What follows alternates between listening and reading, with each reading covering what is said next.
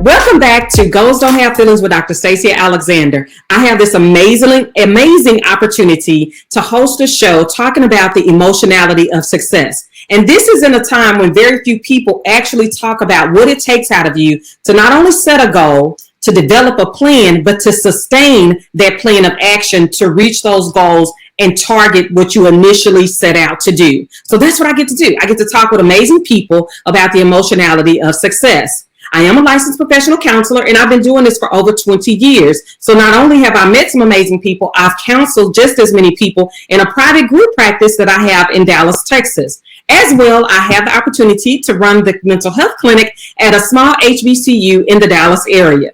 If you don't know already, my husband and I co-wrote a book alongside our children called The Balancing Act Family Guide. You can pick up a copy of it from Amazon or on our personal website at alexandersbalancingact.com. We talk about the basic principles of parenting that are often forgotten in this fast-paced society that we live in. So make sure you pick up a copy of the book. So today I have the pleasure of interviewing Miss Brandy Baxter. I look at her as a financial expert because she goes everywhere, and she's talking about some basic principles of financing. So on this special edition of Goals Don't Have Feelings, we're talking about the emotionality of financial upheaval during crisis. And she agreed to come on with us. So how are you doing, Brandy? I am doing fantastic, Stacia. Thank you so much for inviting me to be part of this conversation. It's so needed right now, especially while folks are really kind of feeling a lot of emotions around their money these days. That was the first thing I thought about. I can tell you that when I made the decision, well, at the campus, they told us, okay, don't come back. And I was like, okay, that's fine. It's thousands of people up here. I totally get it. But in my private practice, it was like, we only see one person at a time. So that's not a big idea. We can clear out the lobby and we'll be fine. But by the end of that first week, I was like, I don't want to do this. I don't want to risk myself or them. So that was my first thought. Like, I have people that are employed.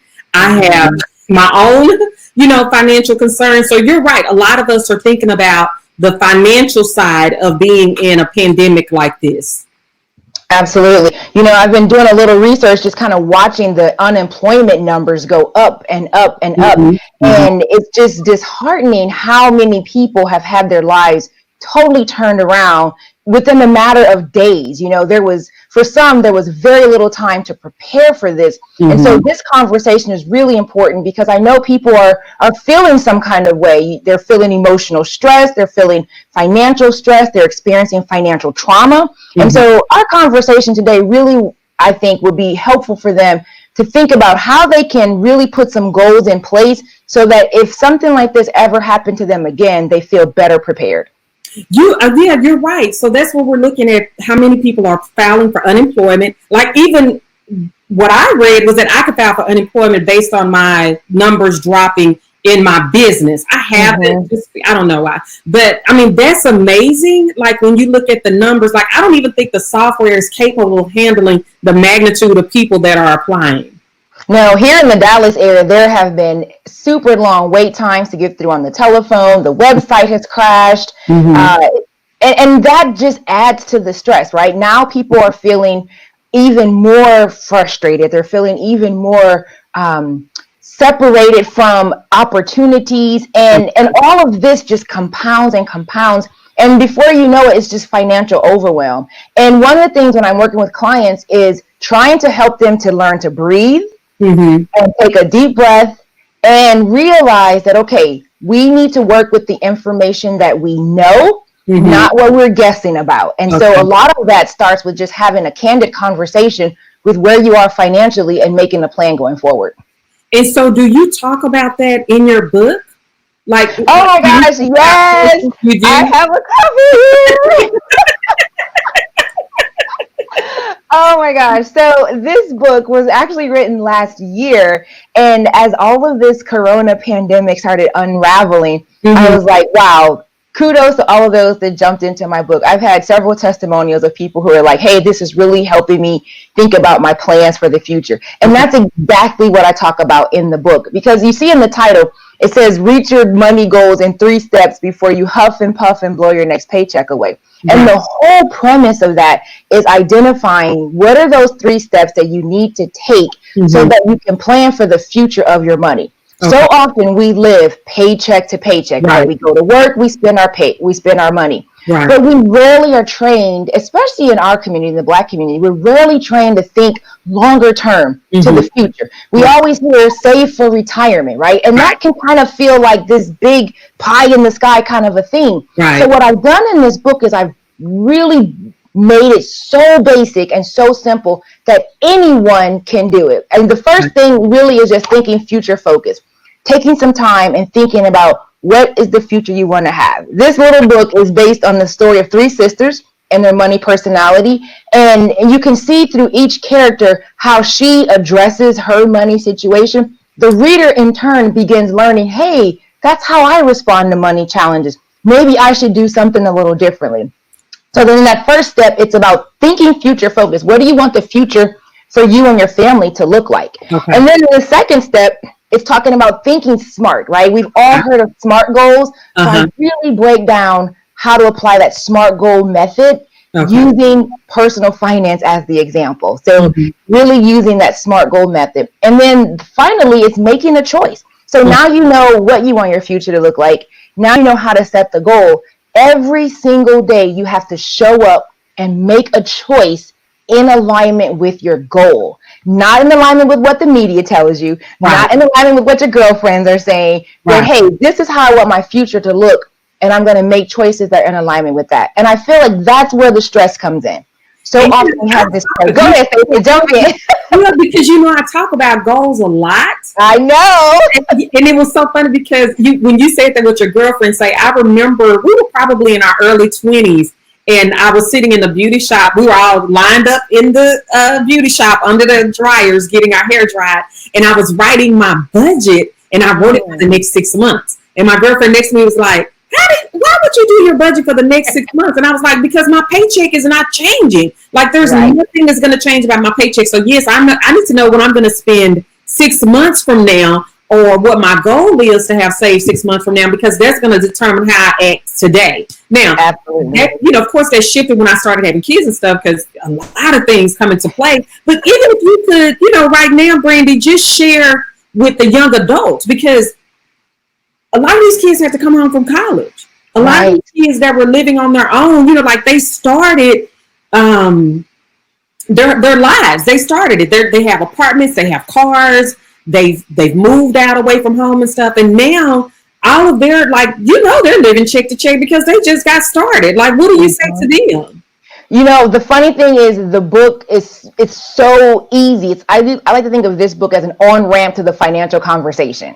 Okay. And so in fact, several of the young ladies from my church who went off to college, I was like, here, I'm gifting you a copy of this book. You need to start the conversation right now. And so what I tell them is, just like you and I were talking, it starts with understanding how much do you actually have coming in, right? Mm-hmm. If you are fortunate to still be working during this time, you need a budget more than ever. If you are not working during this time, your first step needs to be figuring out how to get income, legal income, let me add. But this is not the time to be feeling some kind of way about the jobs. I mean, here in the Dallas area, Amazon is hiring left and right. Every grocery store is hiring. All these food delivery services are hiring. Go ahead. It's okay. So now we're in a crisis, right? So that was my thing. I was like, dude, you can go get a job at AT&T because they're always hiring tech people. But in this day, like, we're living in a pandemic, so everything shuts down, and it's like, how do we tell people to go get a job at the grocery store when we know that you're going to be exposed? So here's the thing about that. A lot of the major groceries chains, they are allowing their employees to wear whatever PPE they need to, right? So you can wear your face mask, you can wear your gloves, Okay. You can wear all of the things that you need to wear to protect you. Okay. And so you're right. It is a little bit of a challenge thinking, well, if I step out here, I'm going to be exposed. So people have to then ask, what are my goals, right? So if you have a savings account that can carry your family for the next 3 months, then you may say, my goal is to stay home with my family and to exhaust my savings, because I'm in an industry that I know will rebound pretty quickly. Or you may say, I don't have savings. Mm-hmm. I don't have any other source of income. I'm going to put on all the protective gear that I can, and Okay. I'm going to go out here and get a job. Okay. Every person's situation is different, but I think that's why I love having this chat with you, because you get it. It's all about being in alignment with the goals. Right. What are the goals for your family? If you're a single mom, yeah, go ahead. Your goals don't have feelings. So exactly. You have to set your goal and you have to stick to it. Now, what I do know is that sometimes your goals will shift. Like our goals now are totally different from what they were in January. Totally. Oh, yes. Totally different. And we have to be willing to own that and absorb it and not get defeated by it. If you have to shift gears in the middle of a pandemic, then okay. And you know what, even more so while I'm thinking about it, that even shows us that when you set your goals, your financial goals, you know how you all tell us, the financial experts, you need to have an emergency fund and you need to have your long-term fund or whatever. Now I think people are going to get it. Oh, this is why they were saying I need to have something. Oh, yeah. Yeah. So, okay, so we're going to switch gears now because another issue that's coming up is how we're still falling short in doing end of life financial goals. I was reading an article in Essence the other day, and it was highlighting how we're still struggling, not only as a nation, but in the Black community, in actually being able to lay our loved ones to rest. So can you talk about that for a little bit and just how we could shift that phenomenon in our community? Yeah, this is so timely because so I didn't mention in the intro, but I'm actually a doctoral student at Regent University. And one of the things, thank you. So one of the things that I'm studying is combining our financial goals with long-term goal setting. And a lot of it is because, and it's fascinating for me, is that we don't have a relationship, if you will, with our future self. Mm-hmm. Early in our life, we are taught, as children to follow the rules and to do this and to do that as we're told. But nowadays, our kids are not even really given a lot of space to dream and to be creative. And as a result, we are not thinking about who we are in the future. And so the work that I'm doing is called future orientation. And it's really all about training people to train their brains to think about the future impact of today's decision. So it's kind of like goal setting to the max, but really having that connection between who am I? One of the ways that they're doing this is they're showing age-adjusted photos to people. What will you look like in your 60s? What will you look like in your 70s? And based on the decisions you make today. So if I choose not to exercise, if I choose not to spend my money wisely, what will I look like in the future? And so the research is showing that when you show a person their age-adjusted life, it impacts their decisions today. And so one of the things that I think is important in our community is having these candid conversations with our loved ones and say, yeah, I know you want to show off right now with the fancy car and the fancy this and the fancy that, but think about the future. And more importantly, not only your future, but think about the faces of your loved ones when you're no longer here and they have to make these decisions for you. Right. Last week, we laid my grandmother to rest. I saw that. Rosie. And that was one of the things, like I slept so peacefully during that period because I didn't have to ask anybody for anything to lay her to rest because one, she had planned accordingly that we were able to have a nursing home for her for a period of time. We were able to get some repairs done on her house for, just to make it sustainable. And then when it came time for her, ceremony, I mean, I got to pick the casket that I know she would look beautifully, and I got to, do the service, all of those things. And that, that's just not something that you can replace. Being at peace with knowing that you did something that person would have absolutely adored, and if they were able to, like she's in heaven, she don't care now, it's not any, thing on her. But I don't think enough people realize that. And the other thing that you talked about, I want to talk about this too. I have my clients, I have my students that I coach. I actually have them write a letter to themselves in 10 years. Write a letter to when you're 70. And so one of the things, because I do the August accountability, you participated in that before. So in the professional quadrant, that's one of the activities in the workbook. I actually say, write a letter to yourself at the time of retirement. At the time of retirement, write a letter to yourself to explain the quality of life that you're going to have. Right. And that will make you sit down right now and consider, I don't need those new shoes. Right. And people laugh at us. We're driving a 2010 Buick Enclave, and baby, that Buick has seen everything. Oh, I know. Because of our financial goals, we have some goals that we're going to do. So, are you going to do like a book based on that too, the futuristic, like on your dissertation work? Yes, and absolutely. So one of the things that I'm looking at is doing that whole writing the book about personal financial foresight. Okay. Which is having that long range vision of looking to the future and training people how to do that. And when you mentioned your Rosie, it made me think about in the book, The Three Divas, that's how the story kind of starts. The grandmother passes, but she was so diligent in her financial goals that each of the characters, her grandchildren, received an inheritance. Okay. And then, I know when my grandmother passed, her children received an inheritance. But imagine the impact on my sisters and on me if we would have also been able to say, wow, grandma invested so much that we were able to have. And so that's the kind of thinking that I want to train clients on is, hey, this is not only about you. This is the generations that are coming after you that will be impacted by the decisions you make today. And that's an uphill battle when you live in a society full of me, me, me. So that to take a lot of education. So I commend you on that. Thank you. Okay, so let's have a little bit more fun. I like to get, some creative juices flowing and just impromptu thinking. So I'm going to show you a slide on a topic. It may be a sentence or a phrase. And I just want to hear a little bit of input from you. We can talk about it a little bit on, from the financial perspective during the coronavirus pandemic. We're seeing a lot, but okay, so here's the first slide. Marital finances, like emotionally, what does that evoke for you when I say marital finances? Wow. So the first thing that comes to my mind is the word mountain. Okay. And I'm going to tell you why.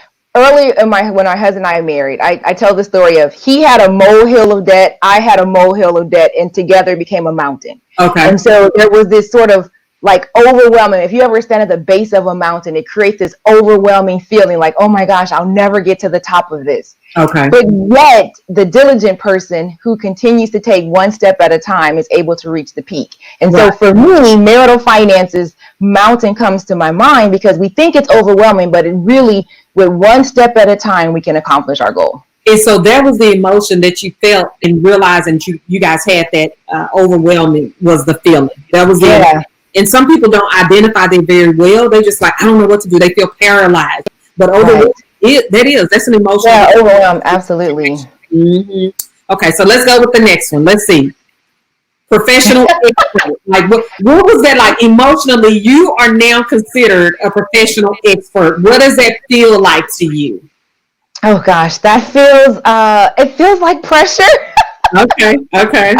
And part of that is because when people hear the word expert, they think that you know everything about everything, right? And so it puts pressure on me. And I have to just remember to be true to my authentic self and very clear on the lanes that I serve in and the lanes that others around me serve in. But yeah, sometimes it makes me feel a little pressure. Okay, that's good. I can understand that. Okay, so here's the next one. Let's get it up. Arthur. That one makes me feel nervous. Writing the book was more of a personal goal. Okay. And I didn't really have an idea of how I wanted people to respond to it. It was more so that this story had been living in my heart for so long. I had to get it out because it was keeping me awake at night. Okay. And so now I'm nervous about every time someone is like, hey, I want a copy of your book. I'm like, what are they going to think? How are they going to feel? And so the antithesis of that is I'm really excited because the feedback that I receive has been so supportive and so positive. But every time I'm so nervous. Yeah, it's a great book. And I gave it to Taylor. I'm going to see, now she has more time. I'm going to have to ask her if she actually, read the book. But I can tell you this, what my three are doing, they've committed 20% of any income that they bring in, they put to the side to save for their first investment property. I love it. Mm-hmm. Yeah, so we're excited about that. So whatever they put into it, I match on the slide. Oh, cool. Yeah, I match on the slide. So, but what I appreciate you though sharing on each of those slides is that everybody looks at you, or everybody looks at people that are successful. So some people are looking at you saying, "Oh my gosh, she wrote a book. She's working on her doctorate. She's a financial expert. Life is great for her." But what you did was being transparent and say, "Okay, this journey to success has had some ebbs and some flows, and that's okay because I still came out on the other end of it, and this is how I'm sustaining it." So I appreciate you sharing that aspect of it. Absolutely. So slides. We've covered. I said we've covered. We have.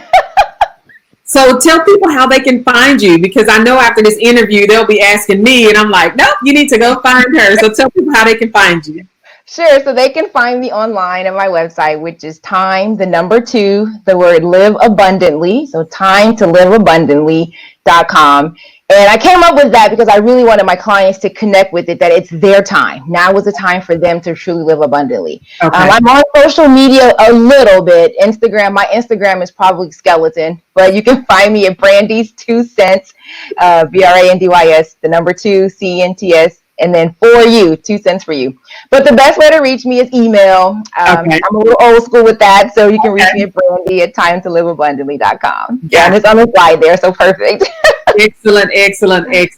So thank you for coming on this episode. It's a special edition that I'm hosting for the coronavirus conversations, simply because there is some emotionality behind this pandemic. So your contribution to the topic on the emotionality of financial upheaval, it helps a lot. We really do need to think about what our next step is. Even if we're living check to check now, if we're living by our savings, if we're living off of unemployment, whatever it is, there's some emotions behind it, and we need to stop ignoring what the emotional side of this pandemic is. Because at the end of the day, like one word that you used that few people actually embrace is overwhelmed. Right? Some people are just feeling overwhelmed, and will either be paralyzed or it will position us to do something more. And so these conversations will position people to be more active and proactive about what happens next. Yeah. I want to say really quickly too, anyone that's interested in the book, it's actually, I want to share with you, it's a workbook. So it's excellent. Little activities in here that you can do. And so you can get the book on Amazon, or you can get a signed copy from me if you just go to the3littledivas.com to get a copy of the book. Hopefully reading it will give you some good tangible steps you can take going forward to reduce that overwhelm that you might be feeling right now. So you guys go out and get a copy of her book, and then check with her, give her a review, let her know your testimony. She loves the reviews that you all can provide to her, and plus she's writing another book, so it will give her some feedback on what's in the next book.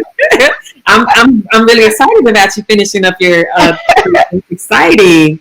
All righty, so please take care of yourself. Hopefully we'll have opportunity soon to sit down again and talk about the after effects of the coronavirus, what to do next. I think that's a conversation that will be warranted. But you take care, Brandy. Thank you. Thank you. Bye. Okay. Oh my gosh. I love Brandy. I have followed her for over a year now. She helped with August Accountability last year. And I purchased her book for my daughter, who's a young adult. But I think I need to sit down and read it for myself as well, just for some refreshers. So please follow her on social media. Purchase that book from her. And if you don't need it for yourself, purchase it for someone else who may benefit, especially a young adult going through this coronavirus pandemic and the uncertainty of our finances. So if you have not already, please follow me on social media. You can find me on LinkedIn. You can find me on Facebook, and of course, Instagram, and on my website at www.staciaalexander.com. And don't forget YouTube. Just about all of my videos are loaded up to YouTube. And if you are a podcast person, you can find it on SoundCloud, where all of the audio shows are listed too. So thank you for joining me. I appreciate it. Please like, share, comment to propel the conversation of mental health, and we will all work together and stand together in this coronavirus pandemic to make sure that the emotionality of the situation does not overwhelm us and we come out on the other side of this whole. Thank you. You guys be safe. Have a good evening.